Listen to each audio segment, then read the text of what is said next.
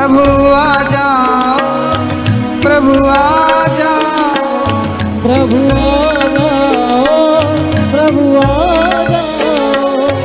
मेरी नैया लगा दो पार, मेरी नैया लगा दो पार।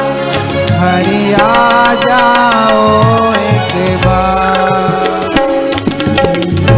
लगा दो पार। हरि आ जाओ। मेरे सारे सहारे छूट गए, मेरे सारे सहारे छूट गए। मेरे श्याम सुंदर क्या रूठ गए। मेरे श्याम सुंदर क्या रूठ गए। आओ कर दो दूर अंधेरे, आओ कर दो दूर अंधेरे। नंदलाल सवरिया मेरे, मेरा कोई न सहारा।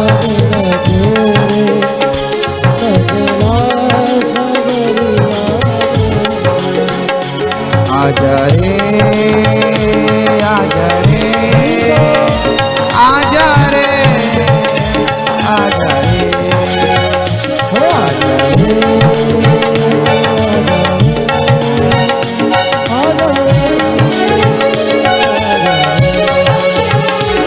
आजा रे, आजा रे, आजा रे, आजा रे, आजा रे, आजा रे,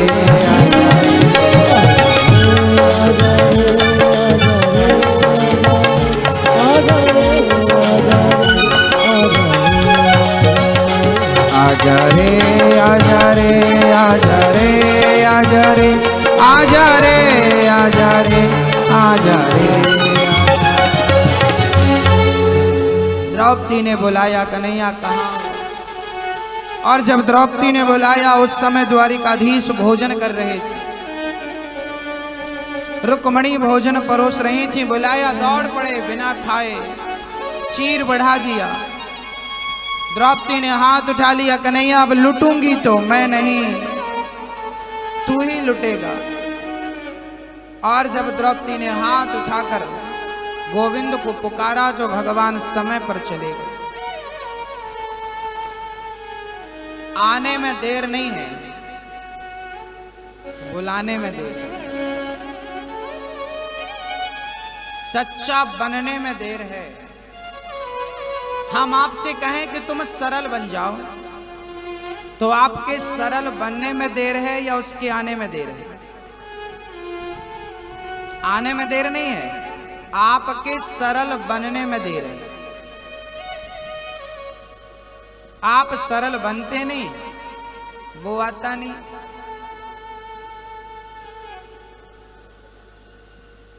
द्रौपदी ने बुलाया, भगवान चीर बनकर खींचने लगे। साड़ी ढेर लग गई।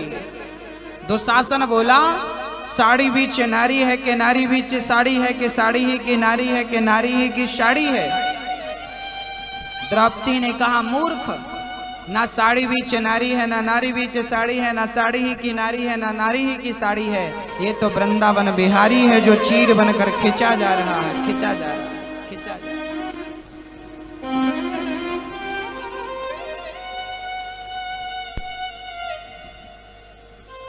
चीर बनकर खिंचा जा रहा है।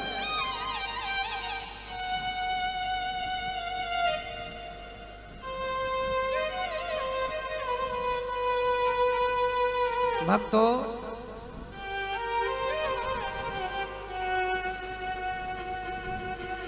भगवान ने द्रौपदी की रक्षा करी। कुंती ने कहा, प्रभु सुख मांगकर क्या करूंगी, दुख ही दे दो, क्योंकि जब जब दुख आए तब तब उस दुख से निकालने के लिए आप आए। इसी बहाने आपका दर्शन होता है। सुख आएगा तो दर्शन कैसे होगा? कुंती बुआ ने दुख मांगा, भगवान ने अपने आप को दे दिया और भगवान आगे चले पितामह भीष्म का दर्शन करने। बाणों की सैया पर लेटे थे, दर्शन किया। पितामह भीष्म ने स्तुति करते हुए कहा, इति मति रूप कल्पिता वितृष्णा भागवत सात्वत पुंगवे विभूम्नि। पितामह कहते हैं, प्रभु मेरा एक ही मेरी प्रार्थना है कि मेरी बेटी से आप विवाह कर लो। अर्जुन बोले, पितामह आप तो ब्रह्मचारी हो, आपकी बेटी कहां से आ गई?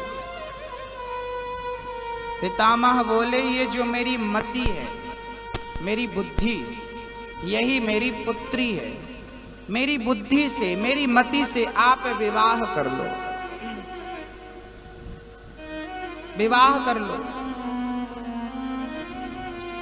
अपनी बुद्धि अर्थात आप अपनी बुद्धि भगवान के चरणों में समर्पित कर दें, ये पितामह कहना चाहते। भीष्म पितामह, भीष्म पितामह को इच्छा मृत्यु का वरदान था।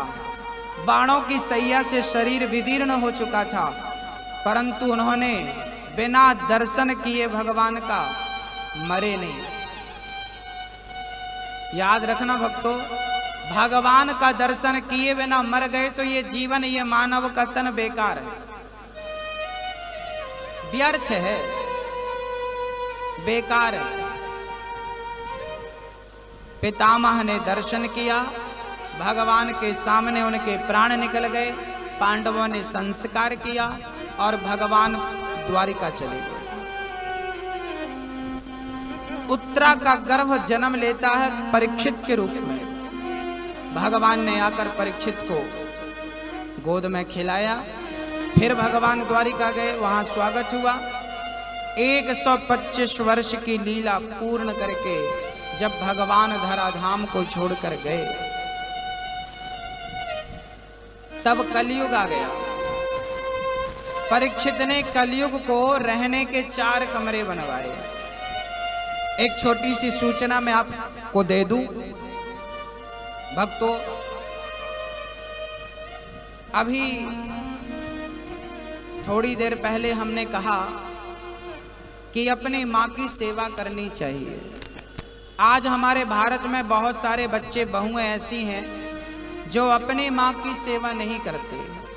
ऐसी बुजुर्ग बूढ़ी माँ मेरे पास आती है और हमसे कहती हैं कि बेटा, हमारी बहू और हमारे बेटे ने तो सेवा नहीं की, अब हम आपसे उम्मीद लेकर आई हैं। तो ऐसी वृद्ध माएँ मेरे पास आती हैं और कहती हैं कि हमें हमारे रहने का और हमारे खाने का आप इंतजाम करो।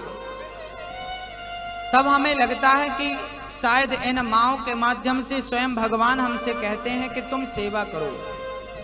इसलिए इन वृद्ध माँओं के लिए हम वृंदावन में जगन्नाथ भगवान की प्रेरणा से, बिहारी जी की कृपा से श्रीधाम वृंदावन में परिक्रमा मार्ग में एक आश्रम बनने जा रहा है, गौरी गोपाल वृद्धाश्रम, जहां पर वृद्ध माताओं के रहने की, खाने की, स्वास्थ्य की, वस्त्र की सारी व्यवस्थाएं आजीवन रहेंगी। जहां वृद्ध माएँ रहेंगी, भोजन करेंगी और आनंद से। अभी 18 अगस्त को, अगले महीने में कथा है 18 अगस्त से वृंदावन में। उस कथा में ब्रज 84 कोष की परिक्रमा लगवाई जा रही है। जिनको भी सम्मिलित होना है आप भी सम्मिलित हो सकते हैं। 84 कोष की परिक्रमा है, पूरे देश से भक्त आ रहे हैं और जहां कथा होगी पास में ही आपको दर्शन कराया जाएगा, जहां वृद्ध माँओं के रहने की, खाने की संपूर्ण व्यवस्थाएं करने वाले भगवान हैं। ईश्वर ने आपको और हमें निमित्त बना रखा।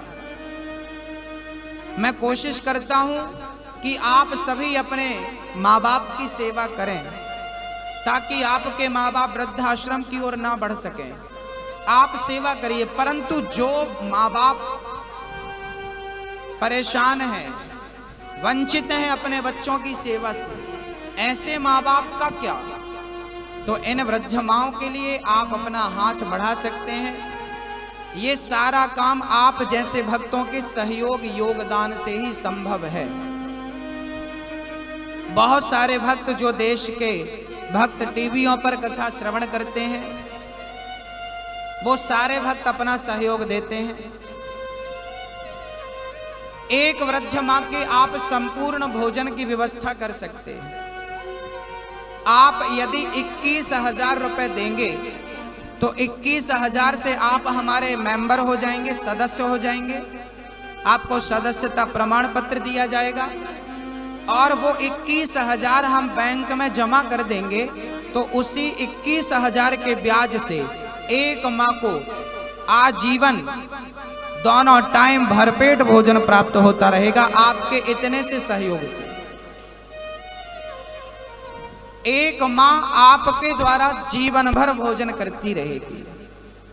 तो आप में से जिन भक्तों को इस अच्छाई से जुड़ना है, आप हमारे मेंबर रहेंगे। कभी भी उस आश्रम में आप आए, आप रहें, खाएं पिएं, आपका कभी कोई किराया खर्चा नहीं लगेगा, क्योंकि आप हमारे मेंबर रहेंगे। और आपका दिया 21,000 एक माह को दोनों टाइम का भोजन बन के प्राप्त होगा। आप स्वयं वृंदावन आए, स्वयं देखें, स्वयं जुड़ें। यदि आपको लगता है कि ये वृद्ध माओं की सेवा का प्रयास अच्छा है, तो हमारे भैया जी आज यहाँ पर कल ही आए हैं हिमाचल से। कहाँ? हरियाणा, अंबाला। हरियाणा अंबाला से भैया जी कथा सुनने आए हैं और इन्होंने 21,000 का सहयोग देकर आजीवन सदस्यता ग्रहण किया। जोरदार तालियां। मैं आपको प्रमाण पत्र देना चाहूंगा, आप आए। आप एक वृद्ध माँ को दोनों टाइम का भरपेट भोजन दे रहे हैं, आजीवन संपूर्ण सेवा कर रहे हैं आप एक माँ की। एक ही बार 21,000 देकर आप जीवन भर के लिए एक माह को दोनों टाइम का भोजन दे सकते हैं। आप भी इस कार्य से जुड़ सकते हैं। आप में से जिन भक्तों को भगवान ने देने योग्य बनाया है इन माओं के लिए, आप दे सकते हैं। आप दोनों टाइम का भोजन दें या तो एक टाइम का भोजन आजीवन दे सकते हैं मात्र 11,000 रुपए की सेवा से। आप में से जिनको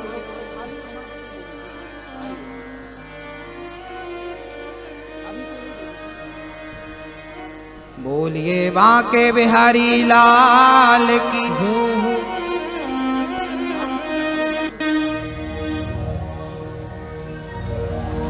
भगवान आपको सुखी रखें। ये सदस्यता प्रमाण पत्र है। आप हमारे आजीवन मेंबर हैं। आप सभी मेंबरों को उस आश्रम में नाम लिखे जाएंगे। कभी आपके बच्चे जाएंगे तो वो भी नाम देखेंगे कि हमारे दादा परदादा ने यहाँ सहयोग किया था। इस कार्य से बहुत सारे भक्त जुड़ करके वृद्ध माओं की सेवा में लगे हैं। आप भी सहयोग और सेवा कर सकते हैं। भक्तों, कुछ भक्तों ने जो सहयोग दिए हैं उनके नाम श्रवण करते हैं, पुनः कथा में प्रवेश करते हैं। बोले वृंदावन बिहारी लाल के, बोले जगन्नाथ भगवान के।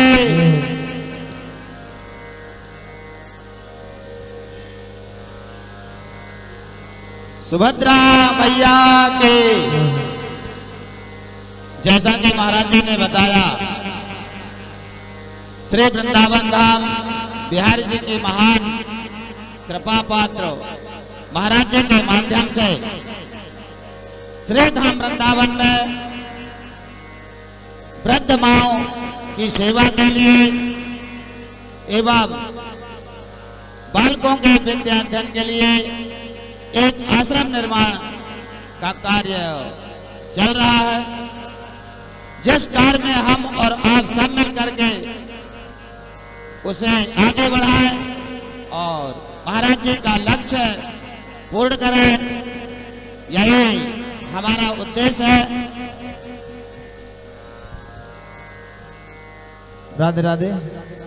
क्योंकि कहते हैं कि कोई भी कार्य अपनी मर्जी से नहीं होता, भगवान की ही मर्जी से सब कुछ होता है। भगवान बिहारी जी जिसे जो कार्य समर्पित करते हैं, जिस कार्य की ओर उसे बढ़ाते हैं, वह व्यक्ति उस कार्य में आगे बढ़ता है और बिहारी जी या भगवान की कृपा से उस कार्य में उसे सफलता भी प्राप्त होती है।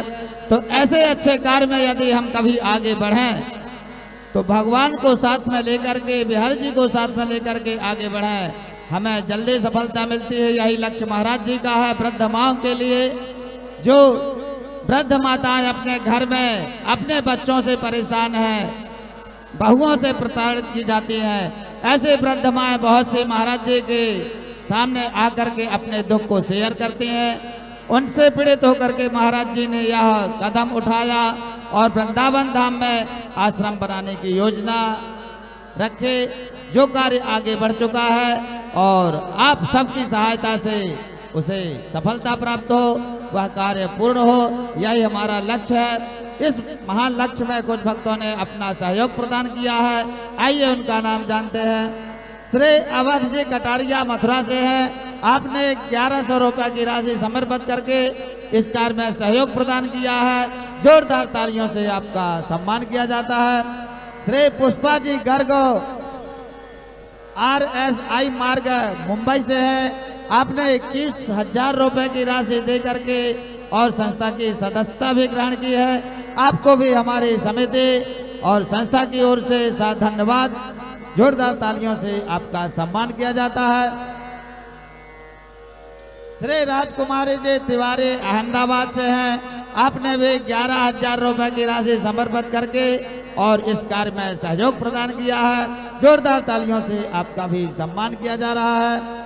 श्री बरछे देवी परमेश्वर मोदी परंदहा वैद्यनाथ धाम झारखंड देवघर से हैं आपने भी 2100 रुपये की राशि समर्पित की है। जोरदार तालियों से आपका भी सम्मान किया जा रहा है। तो आइए इस कार्य में महाराज जी के साथ आगे बढ़ करके और इस कार्य को आगे बढ़ाएं और यह कार्य पूर्ण हो, यही हमारा उद्देश्य है, यही लक्ष्य है। चलते हैं महाराज जी की ओर। जय श्री कृष्णा, जय श्री राधे। बोलिए भक्त वत्सल भगवान की।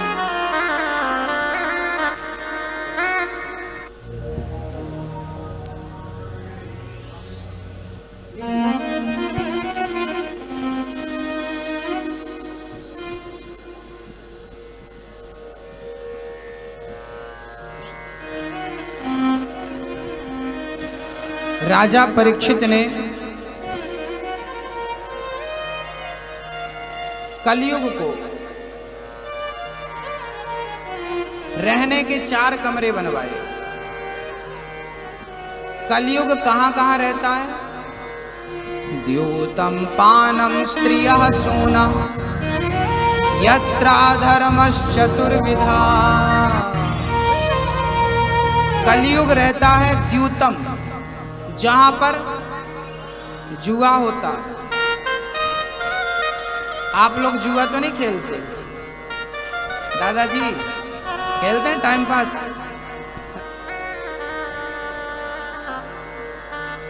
हमारे देश के सबसे ज्यादा बूढ़े लोग जुआ खेलते हैं।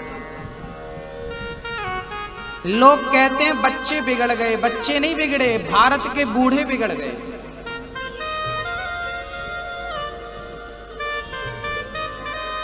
इन बूढ़ों ने बच्चों को जुआ खेलना सिखाया।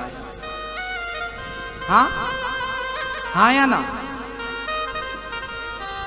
अभी आपने देखा सारे बूढ़े बैठ जाते हैं, शाम हो बैठ गए सारे बूढ़े एक्सपायरी डेट वाले एक तरफ बैठ जाते हैं और जुआ।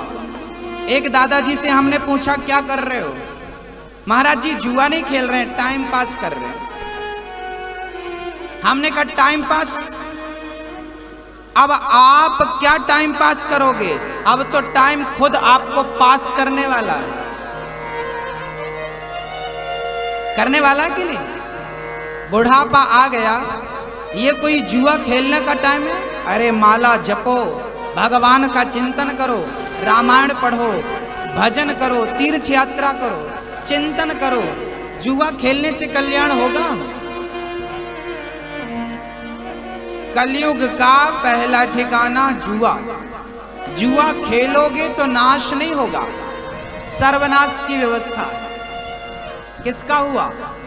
कौरवों ने जुआ ही तो खेला था। जुआ खेला तो महाभारत हुआ कि नहीं? जुआ हमेशा महाभारत को जन्म देता है, याद रखिएगा। या तो खेलने वाले से महाभारत होगा या तो घर परिवार में महाभारत होगा। जुआ खेलोगे तो महाभारत निश्चित होगा और उस व्यक्ति के जीवन में कभी शांति नहीं होती जो जुआ खेलता है। आप प्रमाण है, प्रत्यक्ष देख लो।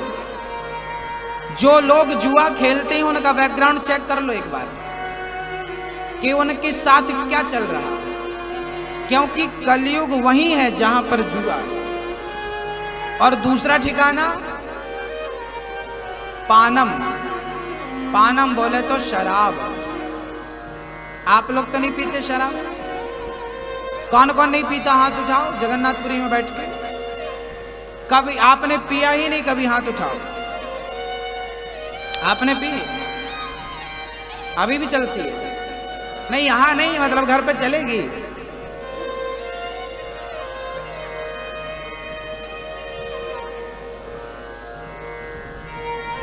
अच्छा, पीछे भी महापुरुष बैठे हैं।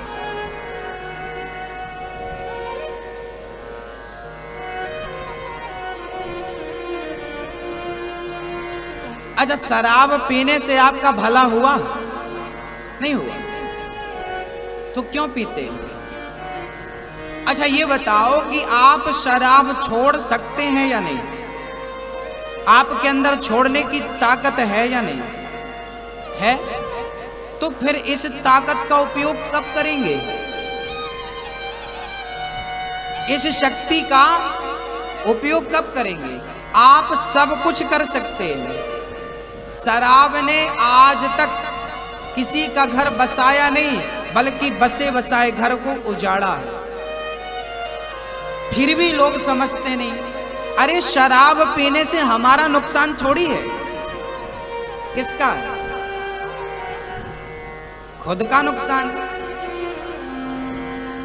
अपने पांव में कुल्हाड़ी मारना किसे कहते हैं? इसे ही तो कहते हैं। शराब की बोतल में लिखा है शराब पीना स्वास्थ्य के लिए हानिकारक है। एक लाइन तुम पढ़ नहीं पाए और पढ़ पाए तो समझ नहीं पाए।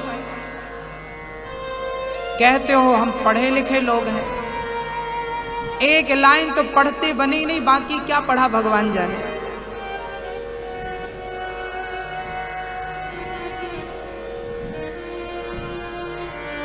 शराब पीकर अपना नाश मत करना, क्योंकि शराब पीने से नाश नहीं होता, सर्वनाश किसका हुआ? भगवान कृष्ण के पुत्र पौत्रादियों ने आखिरी में क्या किया था?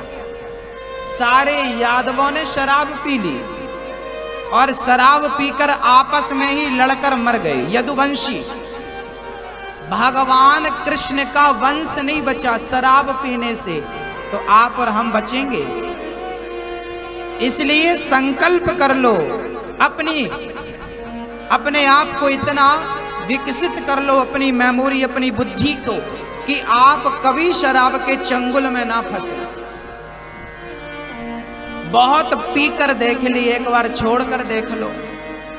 जो स्वाद पीने में है उससे कई गुना ज्यादा स्वाद छोड़ने में है। एक आदमी मेरे पास आया, बोले महाराज जी आप भी पियो।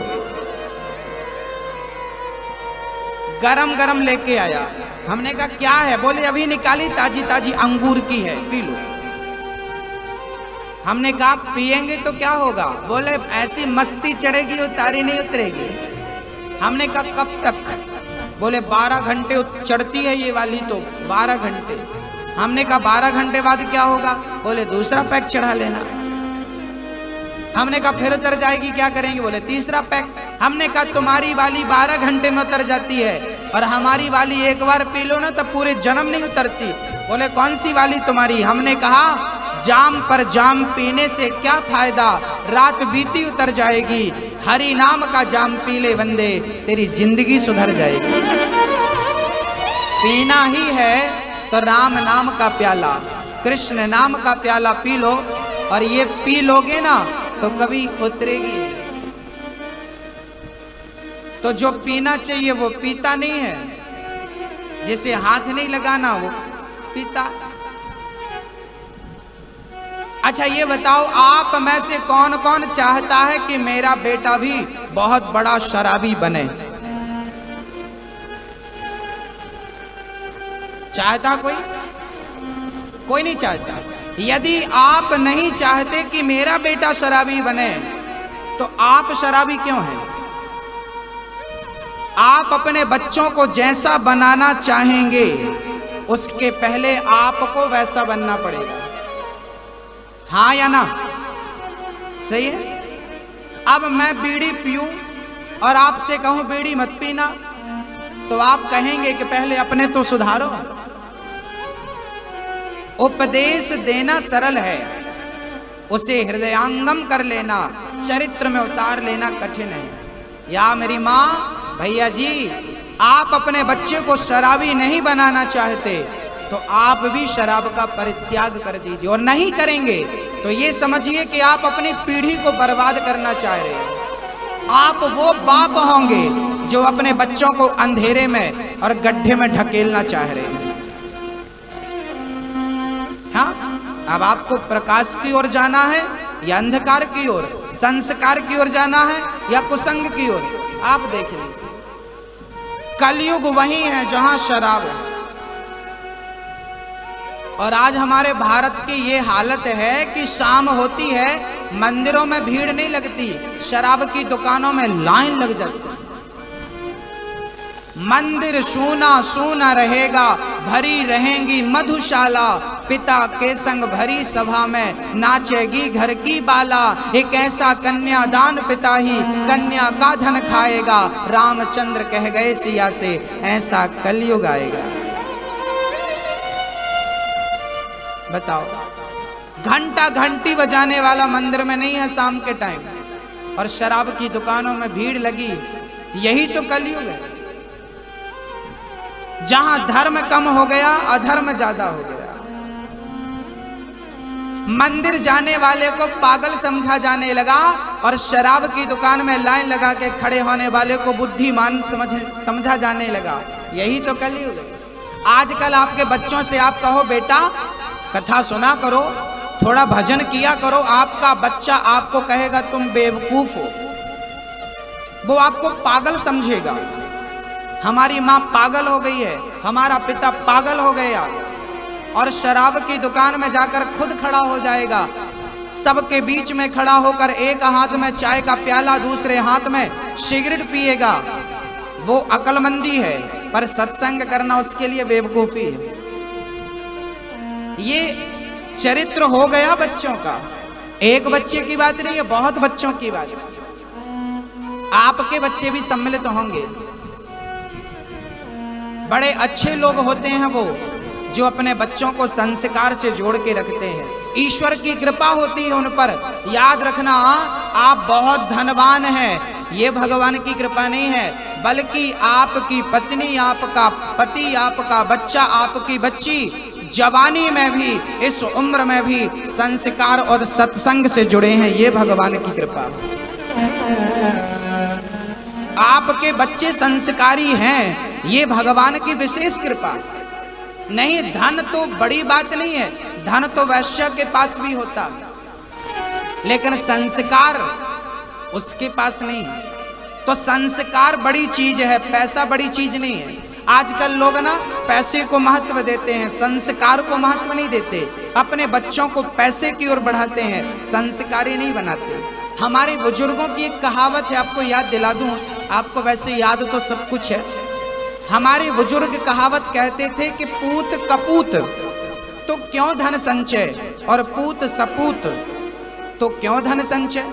अर्थात बेटा नालायक है तो भी पैसा कमा के रखने की जरूरत नहीं है। नालायक है, 1 करोड़ रख दोगे उड़ा लेगा, और बेटा लायक है तो भी पैसा कमा के रखने की जरूरत नहीं, लायक है तो कमा के खा लेगा। तो बेटा नालायक है तो भी पैसा कमा के रखने की जरूरत नहीं है, और लायक है तो भी रखने की जरूरत नहीं है। जो है वो धर्म में लगाओ, अपने आप भगवान से जोड़ो, औरों को भगवान से जोड़ो, सत्कर्म में लगाओ, वृद्धों की सेवा में लगाओ, पर हित में लगाओ। आपके बच्चों को केवल संस्कार दे दो, बस टैलेंट दे दो, बस योग्यता दे दो, बस उसके बाद धन देने की जरूरत नहीं है। धन तो वो कमा लेंगे। और आपने यदि बच्चों को धन दिया तो समझ लेना कि आपने अपने बच्चों को बैसाखी पकड़ा दी। बैसाखी पकड़ा दी मतलब वो बाप के धन पर निर्भर हो जाएंगे, कमा के खाने का टैलेंट भूल जाएंगे। इसलिए अच्छा पिता वही है, अच्छी माँ वही है जो बच्चों को केवल संस्कार देती है। आज आपके बच्चे को पता है कि मेरे बाप के पास करोड़ों की दौलत है, वो क्यों कमाएगा? उसे पता है कि मेरा बाप करोड़पति है, ऐश करूंगा, सुरा सुंदरी में उड़ा रहा है। इसलिए जरूरत से ज्यादा धनवान होना मतलब बच्चों को गड्ढे में गिराना। अक्सर पैसे वालों के बच्चे शराबी और चरित्रहीन होते हैं, अक्सर देखा गया है। अक्सर देखने को क्या मिलता है, जिसके पास ज्यादा धन है उसका बेटा कैसा है, या तो शराबी है या तो चरित्रहीन है।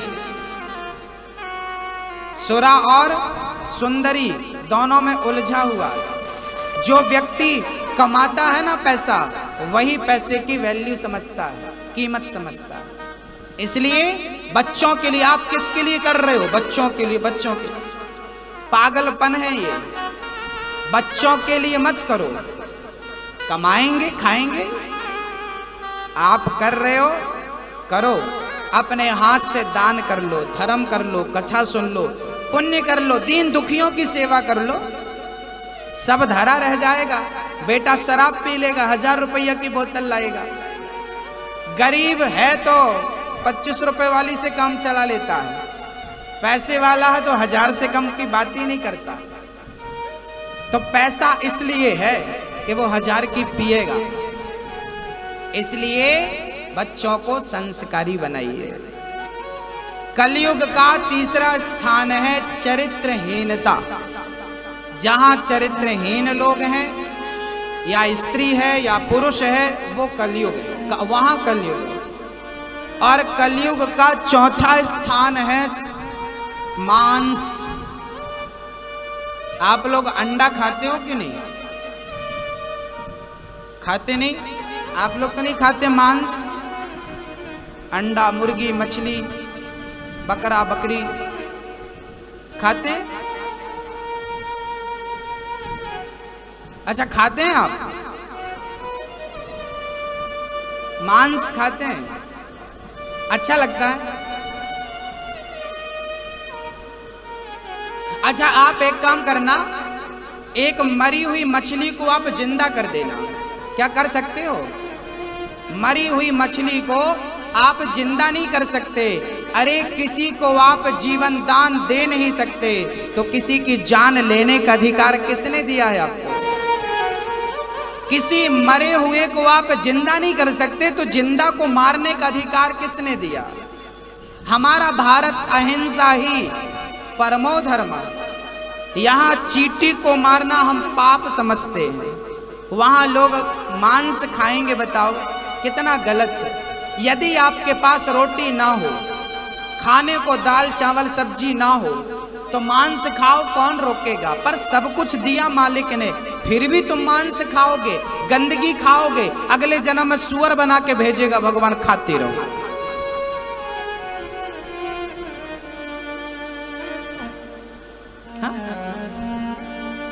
मांस भक्षण हमारे लिए नहीं है। मांस शेर खा सकता, उसे पाप नहीं लगेगा, क्योंकि वो मांसाहारी है। मांसाहारी जानवर अलग होता है, शाकाहारी जानवर अलग होता है। गाय शाकाहारी है, शेर मांसाहारी है। इनमें अंतर क्या होता है? बोले मांसाहारी जितने भी जानवर होते हैं वो अपनी जिह्वा से पानी पीते हैं, चाट चाट के। कुत्ता कैसे पानी पीता है? बिल्ली कैसे पानी पीती है, शेर कैसे पानी पीती है, चाट कर। जबकि शाकाहारी घोड़ा कैसे पानी पीता है, मुंह से पीता है। गाय कैसे पानी पीती है। अब आपकी बात करूं, आप कैसे पानी पीते हो, चाट कर या गाय की तरह मुंह से? हम लोग पीते हैं मुंह से, गाय की तरह। हाँ, हम लोगों को भगवान ने शाकाहारी बनाया है। हमारे शरीर में जो फंक्शन है वो भी दाल चावल सब्जी रोटी को पचाने के लिए है। मांस पचाने में सक्षम नहीं है। मांस खाने वाला समय से पहले मर जाता है। हमारे भारत के संतों की उम्र कितनी होती थी? 1000 साल। सुना आपने वाल्मीकि जी की कितनी उम्र थी? पुराने संतों के बारे में सुना, वशिष्ठ जी की उम्र कितनी थी? बोले वशिष्ठ जी दशरथ जी के गुरु थे, उनके पिता के गुरु थे, उन्हीं के वंश में राजा नभग थे, उन्हीं के वंश में सगर थे, उन्हीं के वंश में असमंजस थे, उन्हीं के वंश में दिलीप थे, खटवांग थे, सबके गुरु वशिष्ठ जी थे। मतलब 100-200 पीढ़ी से वही गुरु थे। सब मरते गए, गुरु जी नहीं मरे। इतनी लंबी आयु वशिष्ठ जी की। क्यों? क्योंकि खान पान हमारे देश का अच्छा था। इसलिए आप भी अच्छा खाइए। सब दिया भगवान ने, प्रसाद खाइए बढ़िया। अभी मंदिर जाइए, आनंद बाजार में भगवान का भोग मिल रहा होगा। यहाँ आए हैं पुरी में तो आप लोग इतनी देर तक सोते हैं, ये अच्छा नहीं है। घर पर तो सोना ही है। सवेरे जल्दी उठना चाहिए आपको, और जल्दी उठकर पहला दर्शन जगन्नाथ भगवान का करना चाहिए। 7 दिन बाद घर चले जाओगे फिर सोना ही तो है। यहां भी आकर कम से कम तुम सो रहे हो 8 बजे तक, ये तो गलत है। जल्दी उठना सीखो और पहला दर्शन करने जाओ। पहला दर्शन, वहां जाओ, दर्शन करो शांति से, और 10 मिनट आधा घंटा वहीं पर बैठो, आंख बंद करके भगवान का जो दर्शन किया है उसका चिंतन करो। यहां आने की सार्थकता यही है। जगन्नाथ भगवान को दिल में बसा लो।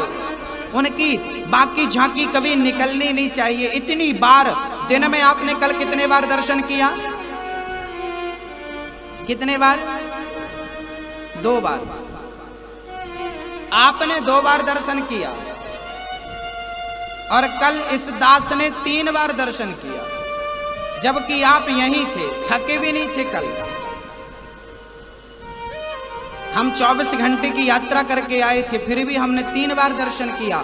मैं ये नहीं कहता कि मैं कितने बार किया हूं, पर मेरा कहना केवल ये है कि यहां हो तो ज्यादा से ज्यादा, अधिक से अधिक, क्योंकि यहां हम आए क्यों हैं? सोने, खाने। और याद रखना, यहां आए हो तो यहां का भोजन कम करना। आनंद बाजार है, वहां पर, वहां भगवान का प्रसाद मिलता है, दाल चावल। वो प्रसाद भगवान का भोग है।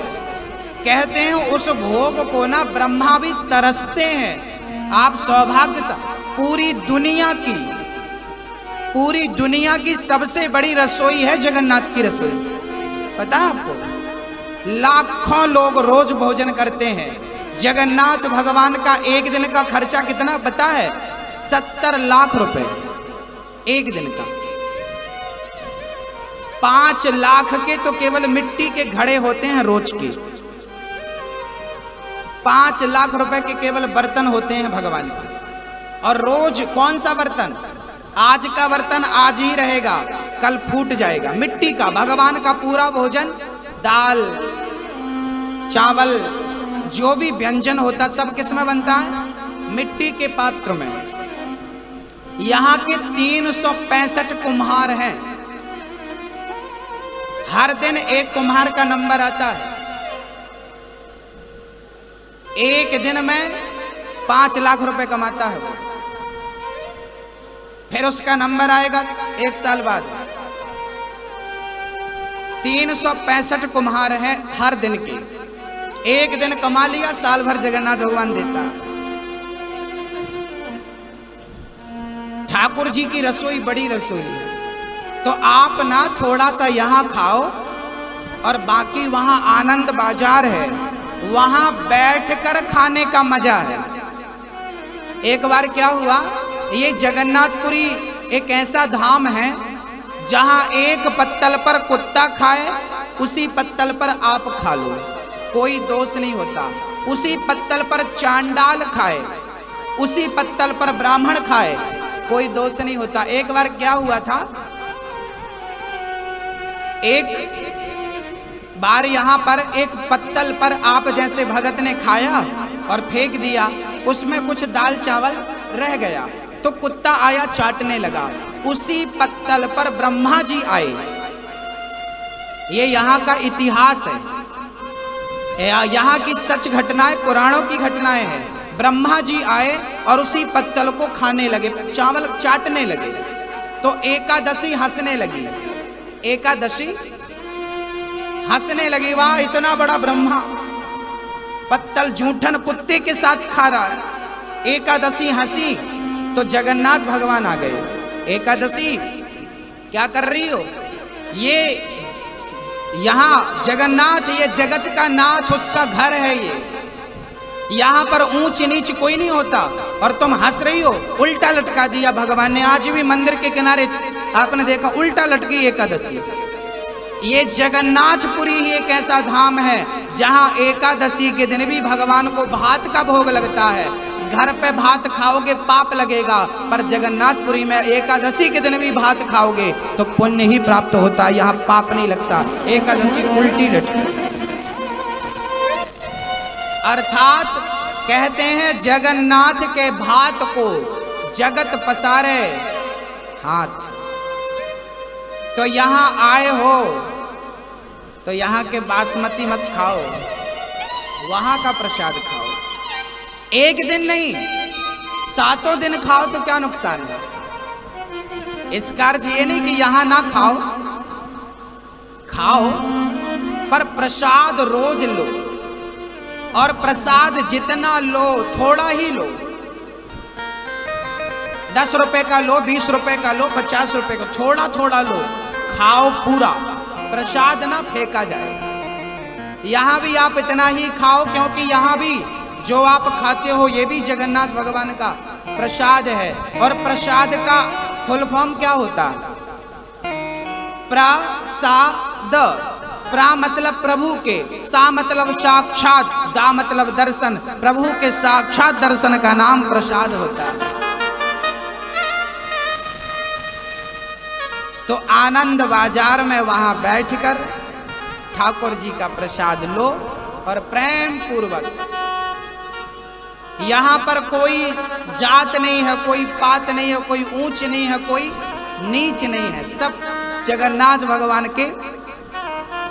जगन्नाथ प्रांगण के अंदर जो चावल का दाना पड़ा है, वो दाना किसी के पांव के नीचे भी आ रहा हो तो आप उसे उठाकर खा लीजिए, क्योंकि वो प्रसाद है।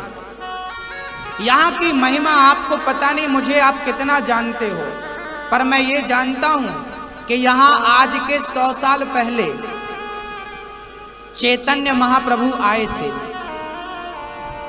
हाँ, 100 साल से भी ज्यादा पुरानी घटना है। चैतन्य महाप्रभु आए थे और उन्होंने भगवान का दर्शन किया था, तो इतना प्रेम था भगवान के प्रति कि वो जहाँ ज्योति जलती है, गरुड़ स्तंभ देखा कि नहीं? गरुड़ स्तंभ के पीछे जो गेट है, उस गेट पर खड़े होकर चैतन्य महाप्रभु ने भगवान को ऐसे देखा था, तो इतना प्रेम जागा, इतना प्रेम जागा कि जिस पत्थर पर उनकी उंगलियां थी वो पत्थर पिघल गए और उनकी उंगलियां धंस गईं। जिस पत्थर पर खड़े थे वो पिघल गया। आज भी उनकी उंगलियों के निशान हैं। आपने देखा कि नहीं? नहीं देखना, हाँ देखना। यहाँ आए हो सब कुछ देख के जाना। मैं आपको ले चलूंगा एक दिन दिखाने के लिए, सब चीजें दिखाऊंगा। यहाँ की रसोई देखना, वो उंगलियों के निशान आज भी जो जानकार भक्त है ना, ऐसी उंगलियों से ऐसे करके दर्शन करते हैं, ऐसे, क्योंकि चैतन्य महाप्रभु ने ऐसे दर्शन किया। चैतन्य महाप्रभु यहाँ पर 20 साल रहे, 18 से 20 वर्ष यहाँ पर रहे हैं, और आखिरी साल पर जगन्नाथ भगवान की यात्रा निकल रही थी, आषाढ़ी यात्रा भी निकल गई, यात्रा निकल रही थी, तो चैतन्य महाप्रभु कीर्तन करते थे। कौन सा करते थे? हरे राम राम राम हरे हरे, हरे कृष्णा कृष्णा कृष्णा हरे हरे, कीर्तन करते जा रहे थे। और इतना प्रेम जागा, इतना प्रेम जागा कि चैतन्य महाप्रभु पूरे के पूरे आखिरी 20वें साल में भगवान जगन्नाथ के मुख में समा गए। मीराबाई द्वारिकाधीश के मुंह पर समाई, और चैतन्य महाप्रभु जगन्नाथ भगवान के मुख में सबके सामने समा गए। ये कोई इतिहास की बातें नहीं है, ये आंखों देखी बातें, अभी की बातें, आज भी उनके निशान हैं। तो जगन्नाथ भगवान कौन है पता है? ये प्रत्यक्ष भगवान है, ये मूर्ति नहीं है कि आपने मूर्ति का दर्शन किया ना। भगवान 4 धाम हैं हमारे, बद्रीनाथ, रामेश्वरम, द्वारिका और जगन्नाथ, ये 4 धाम हैं। बद्रीनाथ में भगवान ध्यान लगाते, नाश्ता करते हैं। रामेश्वरम में भगवान स्नान करते हैं। आपका घर जो होता है उस घर में बेडरूम अलग होता है, किचन अलग होती है, और लाइट बात अलग होती है, नहाना धोना, मिलने जुलने के लिए हॉल होता है। ऐसे ही ये भारत भगवान का घर है, और भगवान के 4 कमरे हैं। एक कमरा है आपके घर पे पूजा पाठ वाला कमरा, जहां पे आप जाके बैठते हो ध्यान लगा। तो भगवान ध्यान लगाने कहाँ जाते हैं? भगवान ध्यान लगाने बद्रीनाथ जाते हैं। नहाने कहाँ जाते हैं? रामेश्वरम। आज भी रामेश्वरम में आप लोग गए होंगे तो वहां नहाए कि नहीं? वहां नहाने की महिमा है, भगवान वहां नहाते हैं। और नहाने के बाद खाते कहाँ हैं? ये खाना यहाँ जगन्नाथ भगवान खाते हैं। और सोते कहाँ हैं? सोने जाते हैं द्वारिका। वहां द्वारिका में भगवान को बड़ा लेट उठाते हैं पुजारी जी, और खूब बढ़िया रजाई गद्दा ये वहां पर ना वस्त्र दान की महिमा है द्वारिका में, यहाँ अन्नदान की महिमा है। बद्रीनाथ में ध्यान लगाने की महिमा है, और रामेश्वरम में स्नान करने की महिमा है। और एक बात और बताऊं, वास्तु के हिसाब से ये बातें बिल्कुल सटीक हैं। वास्तु का आपको नॉलेज हो तो आपको बताऊं, भगवान का मंदिर किस दिशा में होना चाहिए? ईशान कोण में। तो ईशान क्या है? भगवान जहां ध्यान लगाते हैं बद्रीनाथ, ईशान है। रसोई कहां होनी चाहिए? आग्नेय कोण में। ये आग्नेय कोण पर बैठे हो आप, मैप खोल के देख लो। भारत का ये आग्नेय कोण है, और आग्नेय कोण में पुरी, जगन्नाथपुरी आग्नेय कोण में है, पूरब दिशा में। और जो भगवान की रसोई है वो बिल्कुल आग्नेय कोण में। और भगवान की रसोई बनती है ना, तो सूर्य भगवान की किरण उनके भोजन पे नहीं पड़ती। यदि पड़ जाए तो फिर वो भोग भगवान को नहीं लगता, क्योंकि सूर्य ने देख लिया, मतलब सूर्य को भोग लग गया। फिर वो जगन्नाथ जी को, जगन्नाथ भगवान 6 बार भोजन करते हैं। कितने बार खाते हैं? 6 बार खाते हैं। सबसे पहला भोग खिचड़ी का होता है, कर्माबाई की खिचड़ी। ये कर्माबाई कौन है मैं कल परसों सुनाऊंगा,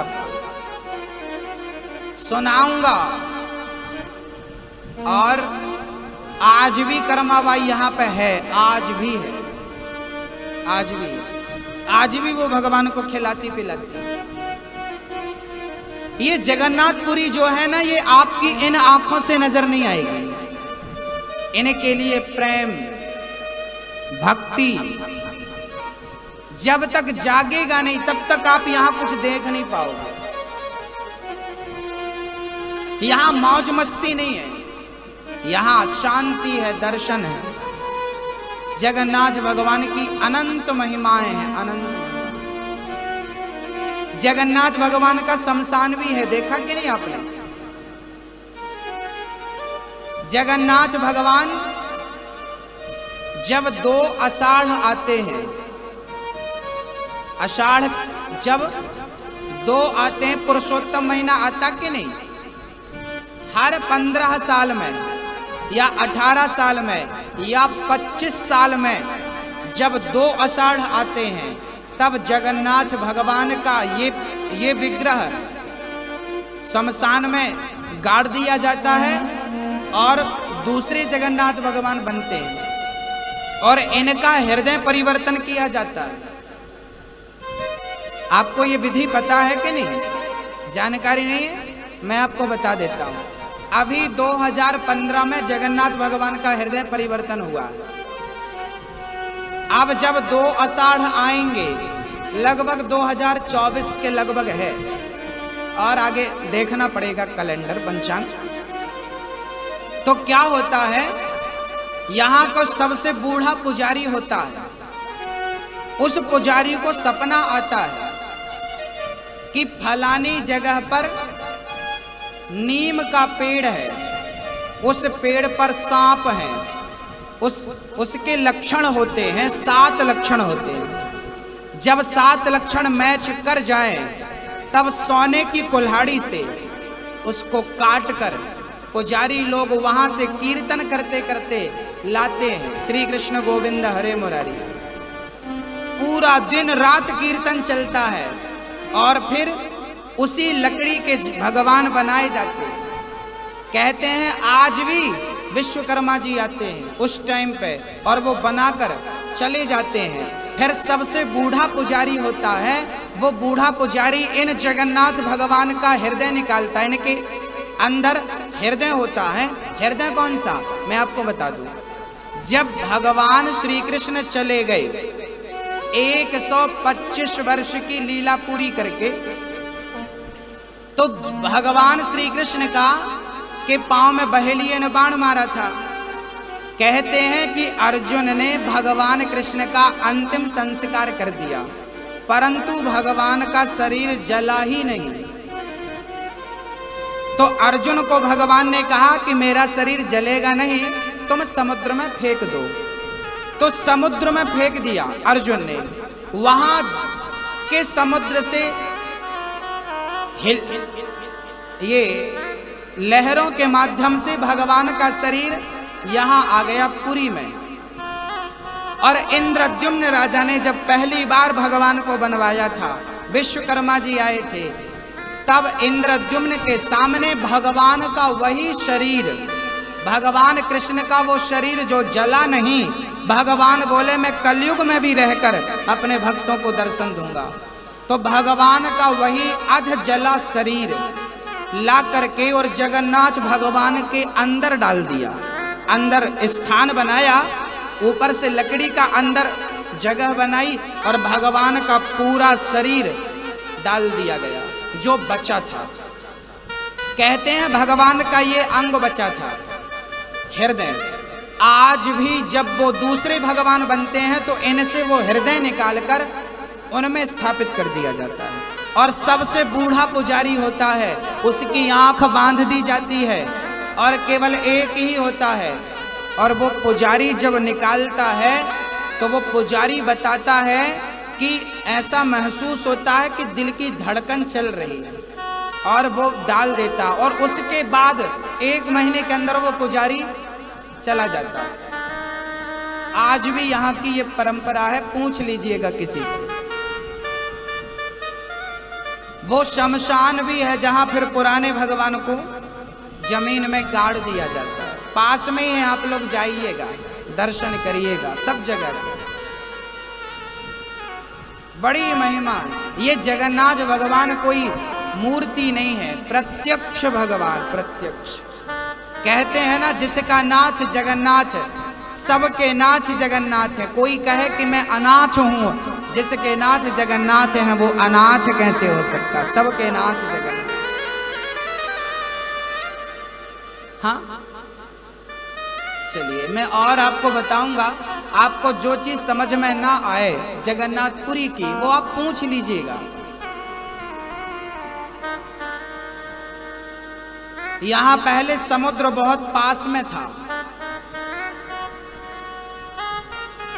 तो फिर समुद्र की लहरों से ना सुभद्रा डरती थी। मंदिर में कितने लोग बैठे हैं? कौन कौन बैठा है आपको पता है? मंदिर में कौन कौन बैठे हैं? जो इस तरफ बैठे हैं वो कौन है? वो कौन है? वो कौन है? वो कौन है? जगन्नाथ भगवान किस तरफ के हैं? इस तरफ के या इस तरफ के? जो सबसे पहले हैं वो बलभद्र जी हैं, बीच में छोटी सी हैं सुभद्रा जी हैं, और इस तरफ जो काले हैं ब्लैक, वो जगन्नाथ भगवान। जगन्नाथ भगवान की बहन सुभद्रा डर रही थी, समुद्र पास में था।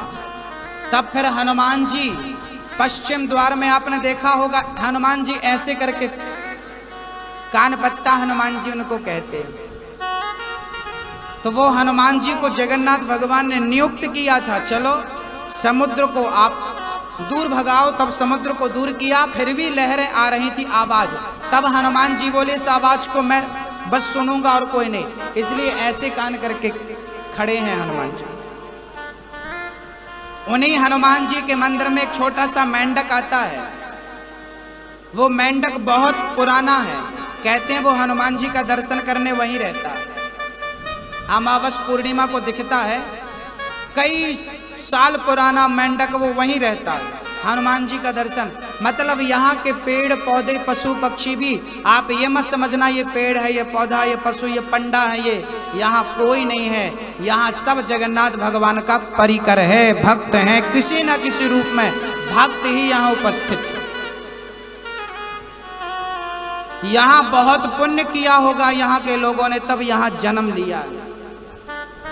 यहाँ के लोग बड़े आपको लगते होंगे कि बड़ा दुष्ट है, खराब है, ऐसा है, वैसा है ना, वो हमें लग रहा है, पर बिना पुण्य से यहाँ जन्म नहीं होता।